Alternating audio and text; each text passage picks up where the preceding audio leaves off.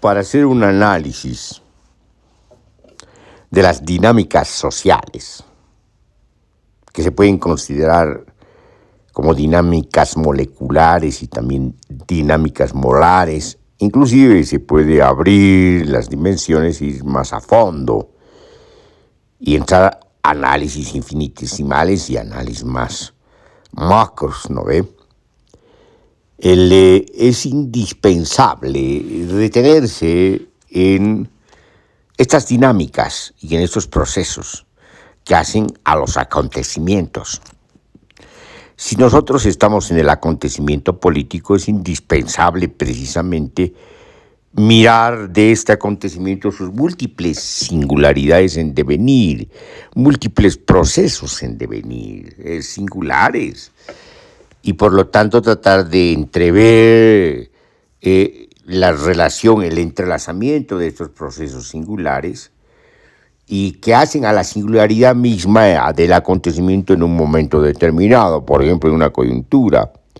Incluso si tenemos que hacer el análisis de una crisis política o de la crisis múltiple del Estado-Nación o la crisis múltiple del orden de las dominaciones mundial, también tenemos que situarnos en el devenir, en la metamorfosis de los múltiples procesos en transformación que intervienen a lo que llamamos el acontecimiento mundial.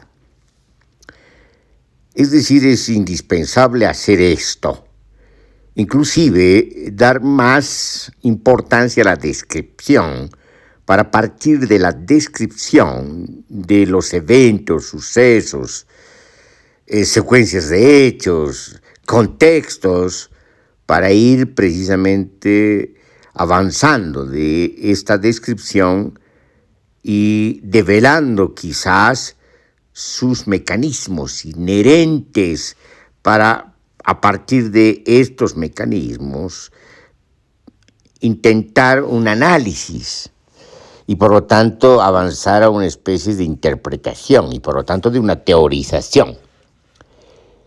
Esto se hace de una manera minuciosa.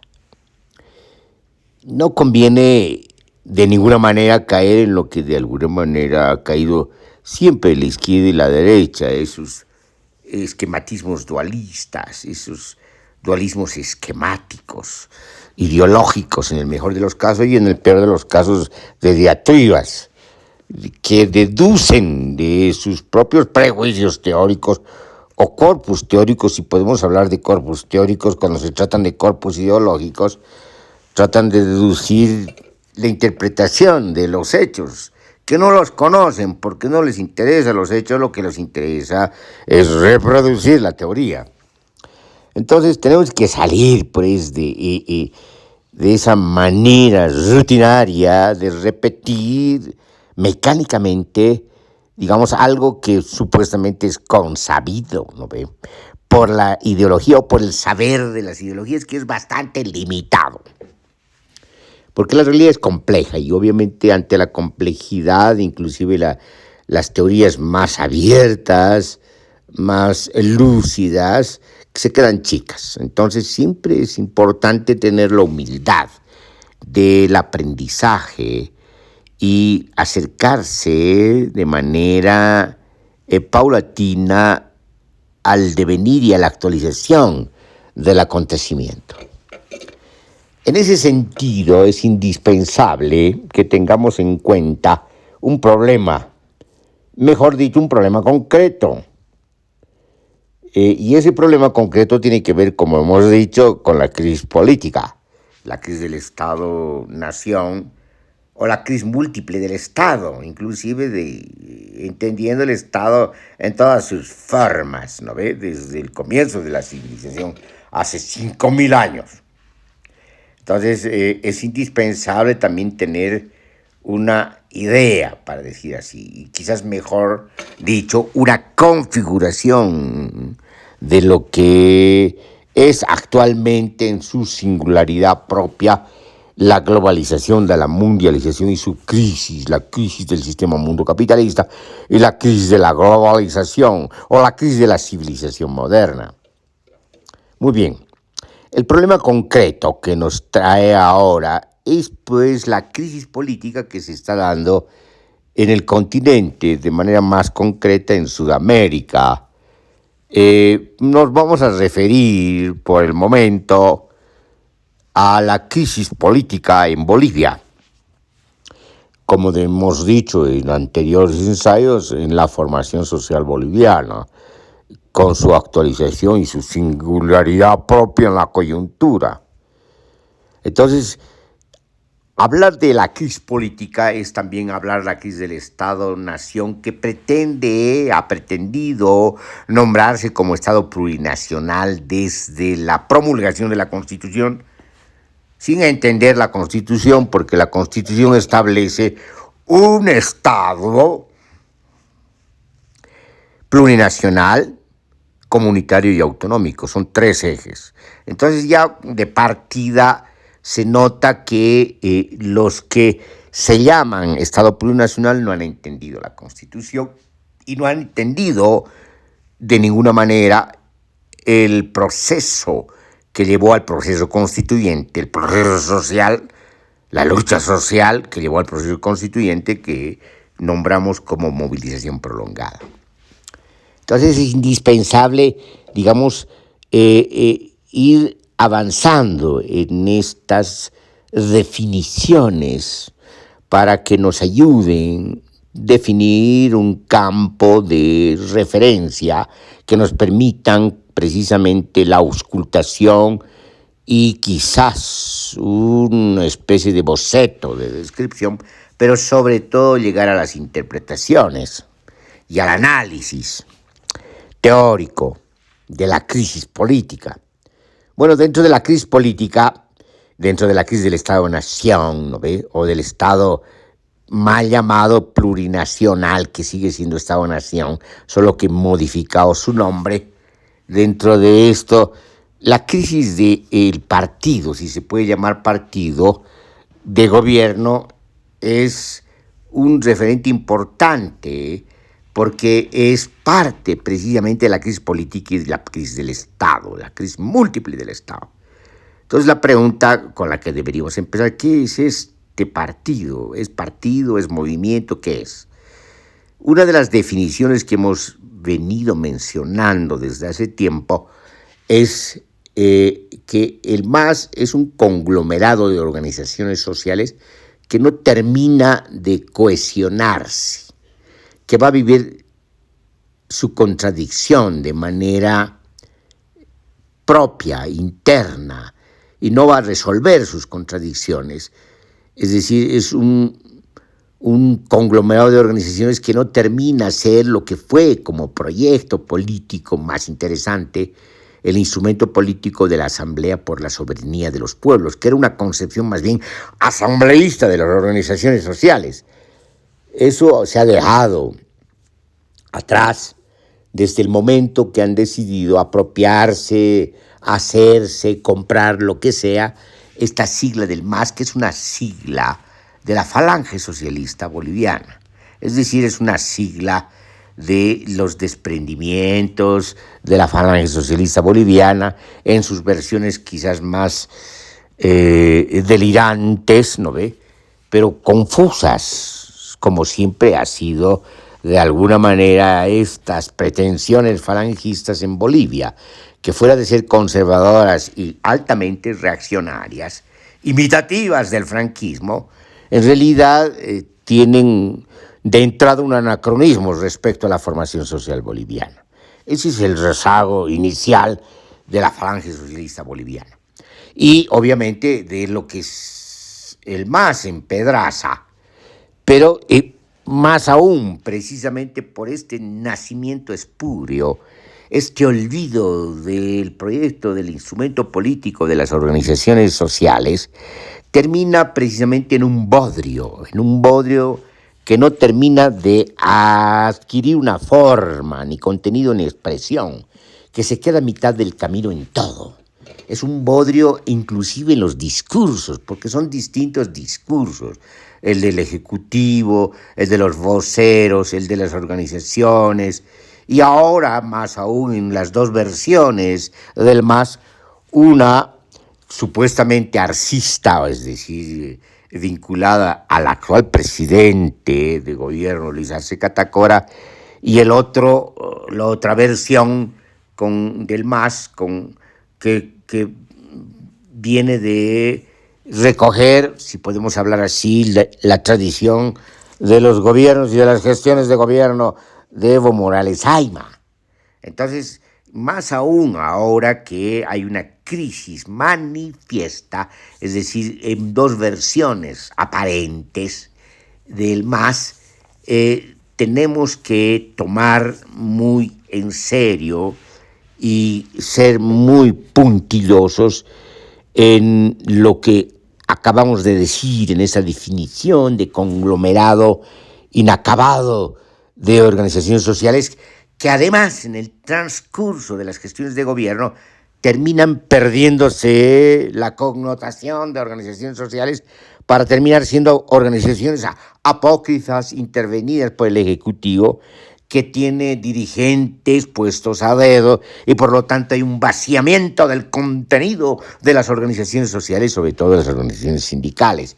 Y más aún cuando se dan conflictos, como por ejemplo el conflicto del TIBNIS, el conflicto contra las naciones y pueblos indígenas de tierras bajas, inclusive contra las naciones y pueblos indígenas de tierras altas.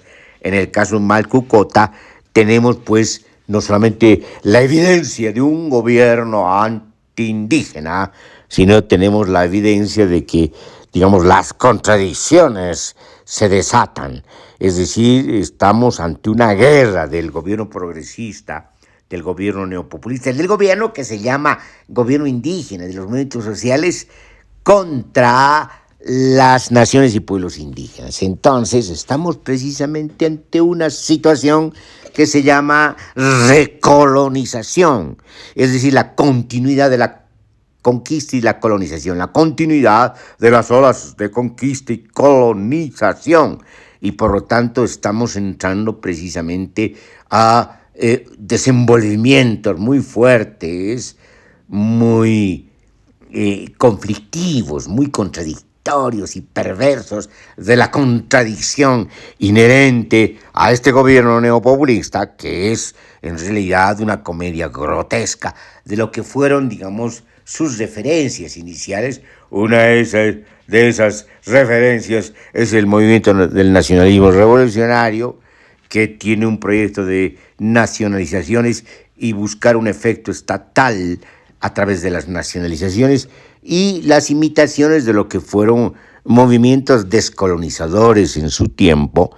Y lo que hace el MAS precisamente es imitar simbolismos que les vacía de contenido, simbolismos indígenas que les vacía de contenido, hace referencias pseudohistóricas al levantamiento de Tupac Katari, sin conocer al detalle lo que ha ocurrido en el movimiento y en el levantamiento panandino, en una insurrección panandina que arrasa, digamos, o atraviesa o irradia desde el norte de Chile, Bolivia, Perú, Ecuador, llega hasta Colombia, es decir, en todo lo que fue el incanato, ¿no?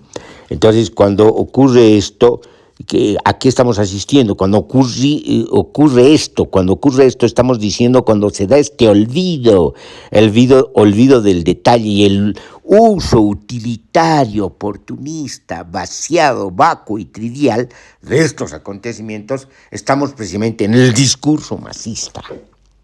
Entonces, necesitamos pues entonces entender y partir de la crisis del MAS.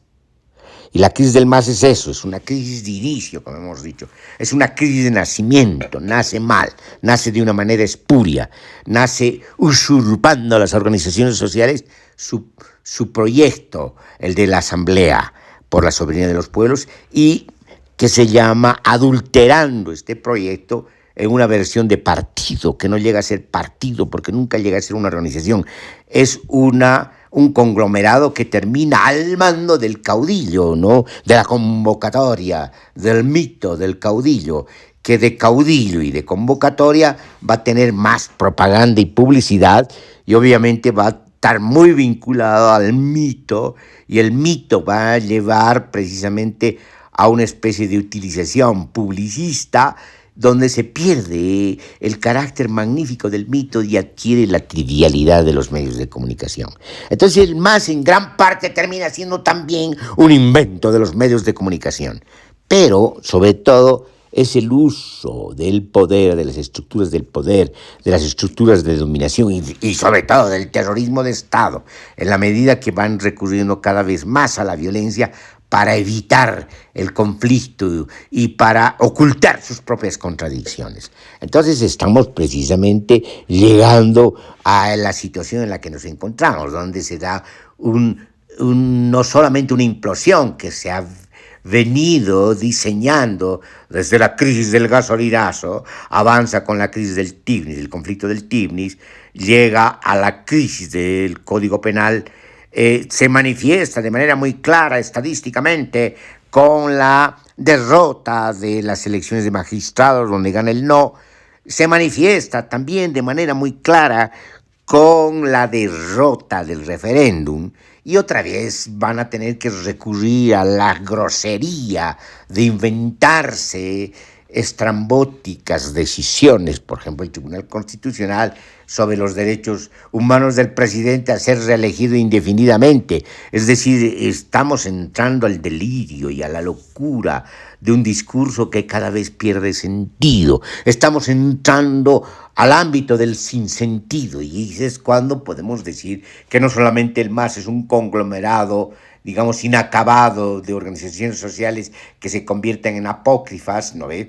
Y que termina siendo un gobierno agente de las empresas transnacionales extractivistas y agente también de los carteles, que son otras transnacionales, y termina precisamente agotando su propia perspectiva al tener un manejo tan discrecional, un manejo de una expansión inaudita de la corrupción institucional y de la corrupción galopante. Entonces llegamos no solamente a la implosión, sino a la diseminación de esta expresión política que es una burla desde el punto de vista del campo político o de la historia política.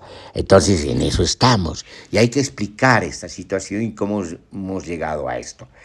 Pero no es el caso boliviano el único caso. En realidad son fenómenos que van ocurriendo no solamente en Sudamérica, sino en el continente, y van ocurriendo en el mundo. Estamos asistiendo a una decadencia, a la generalización de la decadencia y a su manifestación y realización en distintas singularidades, dependiendo de los contextos y dependiendo de sus propias historias. Estamos precisamente acercándonos a la clausura definitiva de la civilización moderna y del sistema mundo capitalista. Pero no tenemos que perder de vista lo local, lo concreto, lo nacional, lo que ocurre aquí.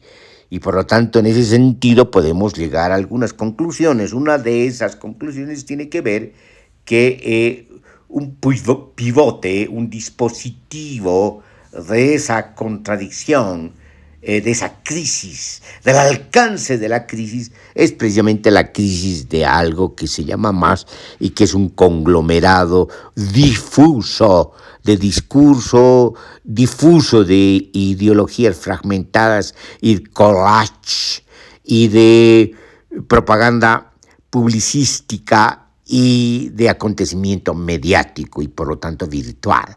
Entonces hemos llegado a un punto donde asistimos precisamente no solamente a un velorio, sino también a un funeral y quizás a la misa del cadáver político.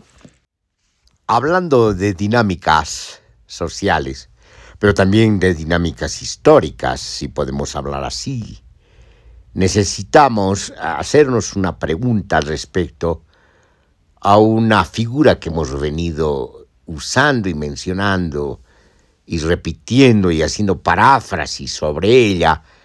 Es la frase de Marx en el 18 de Brumario, que haciendo referencia a Hegel, dice que la historia no se repite dos veces, y si lo hace, una lo hace como tragedia y otra como farsa.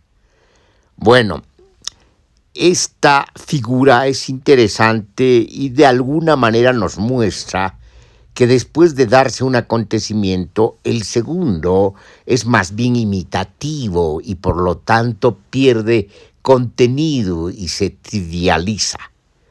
Ese es el sentido de la frase. Y el otro sentido es el de la usurpación, que los políticos se disfrazan de los revolucionarios antiguos para darse grandeza cuando no pueden darse salvo el disfraz de su grandeza folclórica o de feria. Entonces estamos asistiendo a una comedia burlesca. Pero preguntémonos sobre lo siguiente. Cuando se hace esta referencia, se lo hace desde un presente que habla de los políticos del presente y de los vaivenes políticos en el presente o en una coyuntura determinada, obviamente en un contexto determinado. Pero cuando se hace referencia al pasado, se hace referencia al pasado, evidentemente a la referencia de algo que ha ocurrido, de un acontecimiento que ha ocurrido. Y también aparecen ahí los personajes de una trama política. Fíjense, de todas maneras estamos haciendo una narración, pero aquí lo que nos interesa es lo siguiente. Estamos usando una representación en realidad de lo que ha ocurrido. No nos estamos refiriéndonos de ninguna manera a lo que ha ocurrido. No estamos experimentando lo que ha ocurrido, porque lo que ha ocurrido en otro presente. Estamos experimentando este presente que comparamos con otro presente, un presente pasado. Aquí va la pregunta, pero ¿cómo sabemos que ese presente pasado es tal como nos imaginamos, tal como lo representamos, como acontecimiento interpretado, narrado, y por lo tanto como acontecimiento que adquiere sentido en la narración misma, en la interpretación misma, pero no en el momento mismo que están sucediendo las cosas y los hechos? Esto es importante porque puede que esa frase parta de un error, que es el error que estamos mencionando. En realidad, cuando se vive y se experimenta el acontecimiento, no se tiene conciencia del acontecimiento. Y por lo tanto, el acontecimiento como tal no tiene un sentido, el sentido que va a cobrar en la narración posterior, en la memoria posterior, tal como se lo recuerda y se lo representa. El acontecimiento es vivido en su explosión, en su dinámica, en sus proliferación de hechos, de sucesos, de eventos, de acontecimientos que se entrelazan y hacen al acontecimiento, pero que de manera inmediata no son interpretables. ¿A dónde vamos? Vamos a lo siguiente. Posiblemente el presente pasado haya sido experimentado de la misma manera que experimentamos este presente, en su diseminación, o mejor dicho, en su proliferación de hechos singulares que van asociando singularidades y van produciendo una coyuntura singular y por lo tanto van definiendo un campo configurante determinado, en un contexto dado. Entonces, ahí es importante detenerse. En el caso de que fuese así, no hay posibilidades de afirmar con evidencia de que se da lugar esa decadencia, esa degradación, y por lo tanto que el segundo evento histórico se da como imitación, como farsa, como comedia, en tanto que el primero se da como tragedia, se da en pleno sentido de la palabra, como una especie de emergencia real, efectiva, no podríamos decir eso, puesto que en ambos casos, en ambos presentes, no se tiene el sentido inmanente de lo que se está experimentando, salvo después en la narración, en la memorización y en la interpretación posterior. Entonces, estamos ante representaciones, una representación que habla de un pasado y por lo tanto de un presente pasado, en un presente presente, donde tampoco tenemos una idea clara de lo que ocurre en el presente, pero sí, de alguna manera podemos decir que lo que aparece en este presente es una especie de imitación, pero es una forma de interpretar a partir de una hipótesis, la hipótesis de la degradación, de la decadencia y de la trivialización. Pero moviéndonos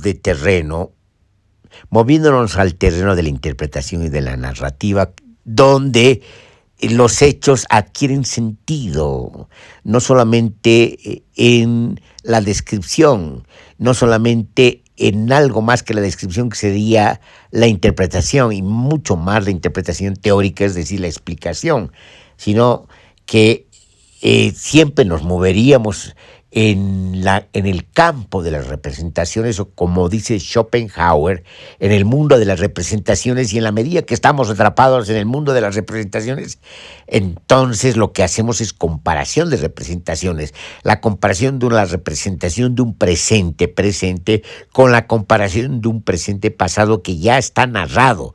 Solo que nosotros empezamos a narrar el presente presente, entonces nos movemos en constante narración, en la constante narrativa, en la constante producción de narrativa y de interpretación, y por lo tanto no estamos suficientemente seguros de que lo que afirmamos, por ejemplo, la repetición y la trivialización, sean cabales.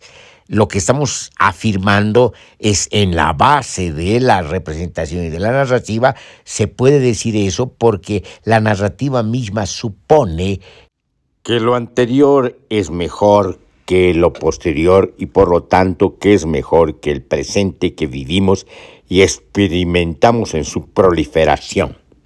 Entonces tenemos dos campos, por así decirlo.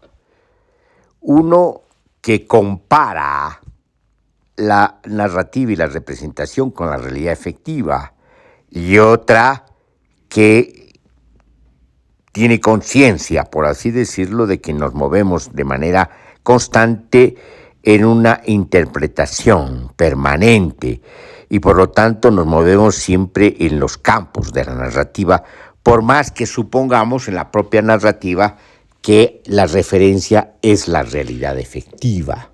Entonces, ¿cómo salimos del paso? ¿Cómo sabemos si no estamos ante la incertidumbre de la provisionalidad, de la sensación de provisionalidad en un presente dado, puesto que los hechos no son narrados?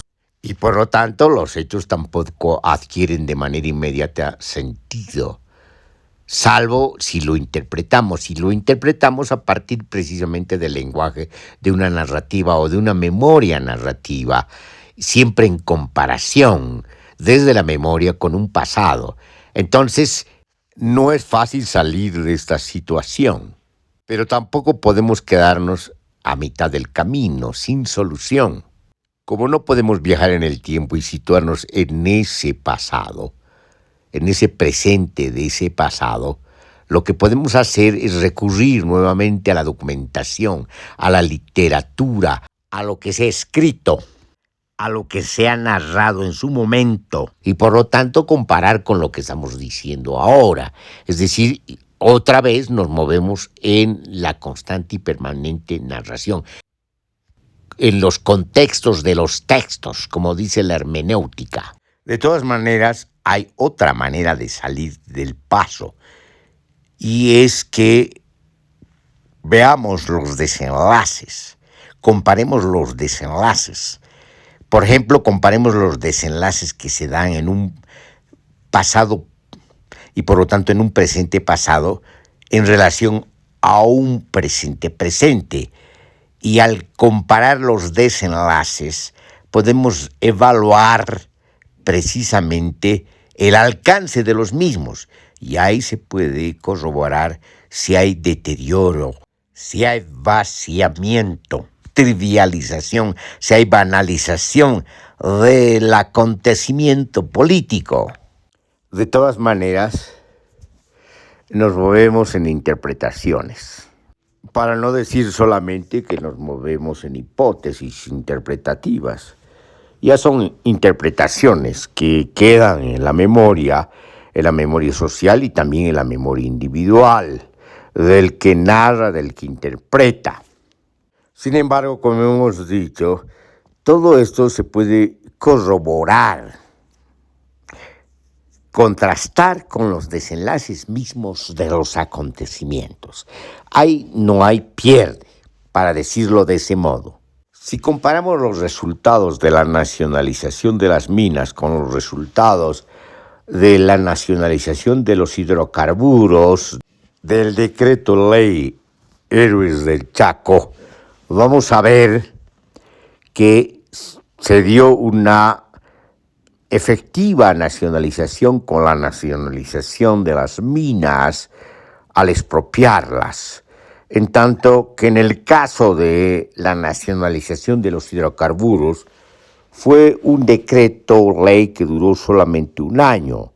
Y después como que las cosas volvieron a su mismo estado de situación, por así decirlo, sin todavía meternos al tema cuantitativo, porque en temas cuantitativos lo que se ha logrado es poco. Es decir, si antes se tenía con los neoliberales un 18% para el Estado, y en pleno conflicto y en plena crisis del modelo neoliberal, el Congreso propone un 32%, la parte de la oposición del Congreso, y el MAS, después de las elecciones del 2002, propone el 50%, cuando ya la guerra del gas hizo la agenda de octubre y definió y estableció el mandato de la nacionalización de los hidrocarburos.